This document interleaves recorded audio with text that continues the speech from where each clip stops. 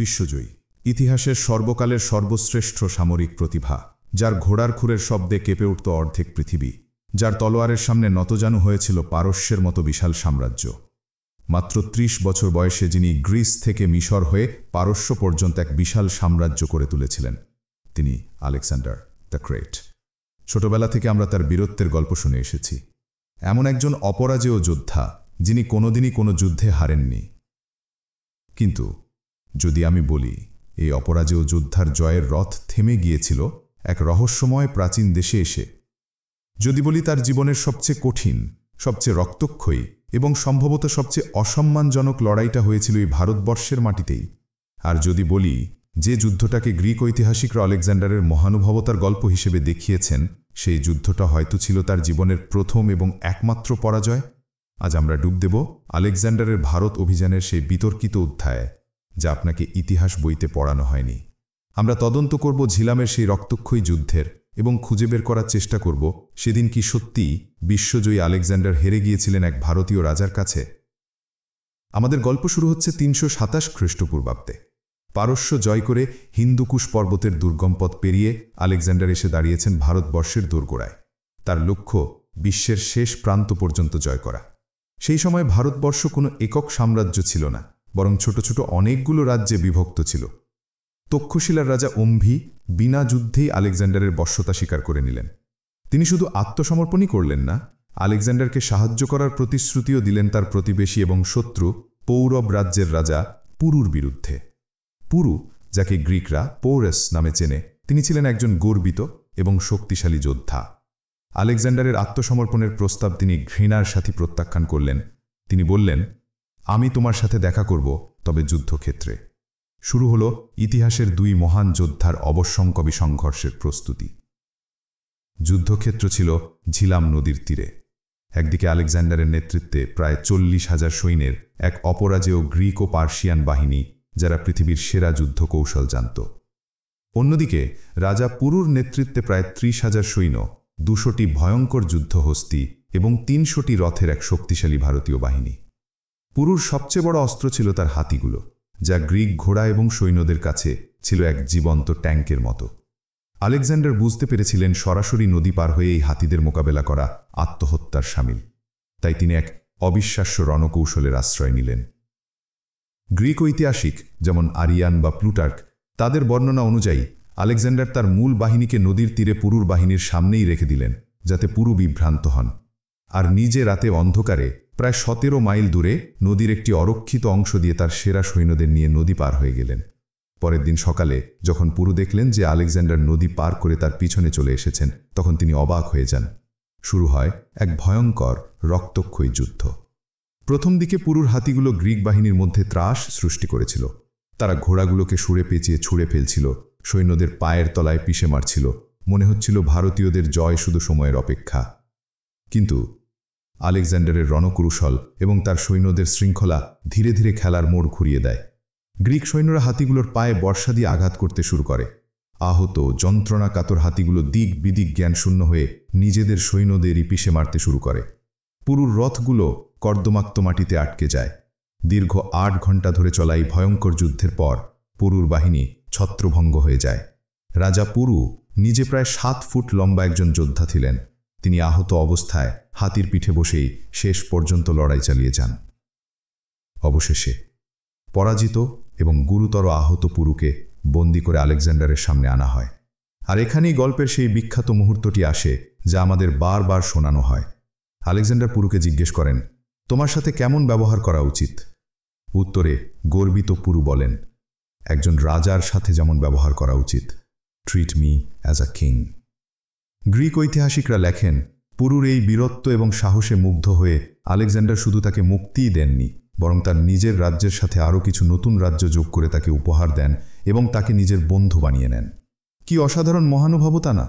একজন বিজয়ী তার পরাজিত শত্রুর বীরত্বে মুগ্ধ হয়ে তাকে সব কিছু ফিরিয়ে দিচ্ছেন। কিন্তু এখানেই প্রশ্ন জাগে, যে আলেকজান্ডার সামান্য বিরোধিতা করার জন্য থিবসের মতো সুন্দর শহরকে মাটিতে মিশিয়ে দিয়েছিলেন, যিনি পারস্যের গর্ব পার্সেপুলিস পুড়িয়ে দিয়েছিলেন, যিনি নিজের বিশ্বস্ত সেনাপতিকে সামান্য রাগের বশে হত্যা করেছিলেন, সেই নিষ্ঠুর ক্ষমতালোভী আলেকজান্ডার হঠাৎ করে এত মহানুভব হয়ে গেলেন কেন? একজন শত্রু, যিনি তার বাহিনীকে প্রায় ধ্বংসের মুখে ঠেলে দিয়েছিলেন, তাকে তিনি এত সহজে বন্ধু বানিয়ে নিলেন কেন? এখানেই অনেক আধুনিক ঐতিহাসিক এবং বিশেষজ্ঞ সন্দেহ প্রকাশ করেন। তারা মনে করেন এই মহানুভবতার গল্পটা আসলে একটা লজ্জাজনক সত্যিকে ঢাকার জন্য তৈরি করা হয়েছিল। আসুন এবার মুদ্রার ওপর পিঠটা দেখি। কিছু বিতর্কিত তত্ত্ব এবং যুক্তির মতে ঝিলামের যুদ্ধে আসলে যা হয়েছিল তা হলো একটি মিউচুয়াল স্টেলমেট বা সম্মানজনক সন্ধি, যেখানে কোনো পক্ষই চূড়ান্তভাবে জয়ী হয়নি। হ্যাঁ, আলেকজান্ডারের রণকৌশল অসাধারণ ছিল, কিন্তু পুরুর বাহিনীও তাকে এমন ভয়ঙ্কর প্রতিরোধের মুখে ফেলে দিয়েছিল যা তিনি আগে কখনো দেখেননি। তার সেনাবাহিনী প্রায় ধ্বংসের মুখে পৌঁছে গিয়েছিল। তার সবচেয়ে প্রিয় ঘোড়া বিউসেফালাস এই যুদ্ধেই মারা যায়। গ্রিক ঐতিহাসিকরাই স্বীকার করেছেন যে এই একটি যুদ্ধ জিততে আলেকজান্ডারকে যে পরিমাণ ক্ষতি স্বীকার করতে হয়েছিল তা তার আগের সব যুদ্ধের মোট ক্ষতির চেয়েও বেশি ছিল। এই তত্ত্ব অনুযায়ী আলেকজান্ডার বুঝতে পেরেছিলেন যে পুরুকে হারাতে পারলেও তার সেনাবাহিনী এতটাই দুর্বল হয়ে পড়বে যে ভারতের আরও ভিতরে প্রবেশ করার সম্ভব হবে না। কারণ পুরুর রাজ্যের পরেই ছিল মগধের নন্দ সাম্রাজ্যের সীমানা, আর নন্দদের ছিল পুরুর চেয়েও 10 গুণ বড় সেনাবাহিনী, প্রায় 2 লক্ষ পদাতিক, 20,000 অশ্বারোহী এবং 3,000 যুদ্ধহস্তি। আলেকজান্ডারের ক্লান্ত আতঙ্কিত সৈন্যরা নন্দদের এই বিশাল বাহিনীর কথা শুনেছিল। তারা বুঝতে পেরেছিল যে ঝিলামের যুদ্ধ যদি ট্রেলার হয় তাহলে মগধের সাথে যুদ্ধ হবে আসল সিনেমা, আর সেই সিনেমায় তাদের বেঁচে থাকার কোনো সম্ভাবনা নেই। এই পরিস্থিতিতে আলেকজান্ডারের সামনে একটাই রাস্তা খোলা ছিল, পুরুর সাথে একটি সম্মানজনক চুক্তি করা। তিনি পুরুকে তার রাজ্য ফিরিয়ে দেন, কারণ তিনি জানতেন যে এই রাজ্য শাসন করার মতো শক্তি বা ইচ্ছা কোনোটাই তার আর নেই। তিনি পুরুকে বন্ধু বানান, যাতে ভারতের আরও ভিতরে যাওয়ার বিপদ থেকে তিনি রক্ষা পান এবং নিরাপদে ফিরে যাওয়ার পথ নিশ্চিত করতে পারেন। অর্থাৎ আলেকজান্ডারের মহানুভবতা কোনো ব্যক্তিগত মুগ্ধতা ছিল না, এটি ছিল একটি ডিপ্লোম্যাটিক বা রাজনৈতিক চাল। তিনি একটি প্রত্যাশিত পরাজয়কে একটি সম্মানজনক সন্ধি এবং বন্ধুত্বের গল্পে রূপান্তরিত করেছিলেন, যাতে তার অপরাজেয় ভাবমূর্তি অক্ষুণ্ণ থাকে। এই তত্ত্বের সবচেয়ে বড় প্রমাণ হল আলেকজান্ডারের সৈন্যদের বিদ্রোহ। ঝিলামের যুদ্ধের পরেই যখন আলেকজান্ডার তার সৈন্যদের বিপাশা নদী পার হয়ে আরও পূর্বে যাওয়ার আদেশ দেন, তখন তার সেনাবাহিনী বিদ্রোহ করে। তার সৈন্যরা, যারা প্রায় 10 বছর ধরে তার সাথে সারা পৃথিবী জয় করে বেড়াচ্ছিল, তারা সাফ জানিয়ে দেয় যে তারা আর এক পাও এগোবে না। একজন বিশ্বজয়ী, যাকে তার সৈন্যরা প্রায় ঈশ্বরের মতো মানত, তার বিরুদ্ধেই বিদ্রোহ কেন? কারণ তারা ঝিলামের যুদ্ধে ভারতীয়দের বীরত্ব দেখেছিল। তারা দেখেছিল মৃত্যুর মুখ, তারা ক্লান্ত ছিল, আতঙ্কিত ছিল এবং তারা বাড়ি ফিরতে চেয়েছিল। এই বিদ্রোহই আলেকজান্ডারের ভারত জয়ের স্বপ্নকে চূর্ণ বিচূর্ণ করে দেয়। বিশ্বজয়ী আলেকজান্ডারকে তার জীবনের প্রথম এবং শেষবার তার সৈন্যদের ইচ্ছার কাছে মাথা নত করতে হয়। তিনি ভারত থেকে ফিরে যাওয়ার সিদ্ধান্ত নিতে বাধ্য হন। তাহলে আলেকজান্ডার কি পুরুরাজের কাছে হেরে গিয়েছিলেন?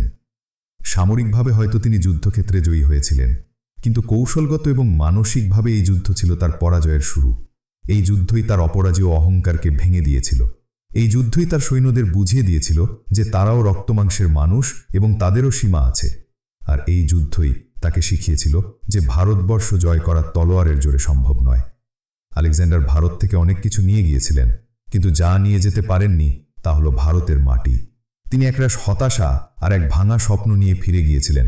এর কিছুদিন পরেই ব্যাবিলনে মাত্র 32 বছর বয়সে এক রহস্যময় জ্বরে তার মৃত্যু হয়। তাহলে আমরা আলেকজান্ডারকে কিভাবে মনে রাখব? একজন অপরাজেয় যোদ্ধা, নাকি এমন একজন শাসক যার বিশ্বজয়ের স্বপ্ন ভারতের মাটিতে এসে ভেঙে গিয়েছিল? ইতিহাস লেখে বিজয়ীরা। আলেকজান্ডারের ভারত অভিযানের গল্প আমরা পড়েছি গ্রিক ঐতিহাসিকদের কলমে। যদি সেদিন পুরুর দরবারে কোনো ঐতিহাসিক থাকতেন, তাহলে হয়তো আমরা সম্পূর্ণ ভিন্ন একটি গল্প শুনতাম। আলেকজান্ডারের মতোই ইতিহাসের আরও অনেক মহান শাসকের জীবনের আড়ালে লুকিয়ে আছে বিতর্কিত এবং অন্ধকার অধ্যায়। যেমন সম্রাট অশোক, যাকে আমরা শান্তির দূত হিসেবে জানি, কিন্তু বৌদ্ধ ধর্ম গ্রহণ করার আগেই তিনি ছিলেন চণ্ডাশোক বা ভয়ঙ্কর অশোক, যিনি সিংহাসনে বসেছিলেন নিজের 99 জন ভাইয়ের রক্তের উপর দিয়ে। যদি জানতে চান কলিঙ্গের যুদ্ধ কি সত্যি অশোককে বদলে দিয়েছিল, নাকি সেটাও ছিল একটি নিখুঁত রাজনৈতিক কৌশল, তাহলে আপনার স্ক্রিনে আসা পরের ভিডিওটায় ক্লিক করতে পারেন।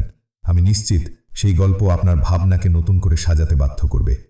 আজকের ভিডিও কেমন লাগলো কমেন্টে জানাতে ভুলবেন না। আর ইতিহাসের এমন অজানা বিতর্কের গভীরে যেতে চাইলে চ্যানেলটা অবশ্যই সাবস্ক্রাইব করুন। দেখা হবে পরের ভিডিওতে।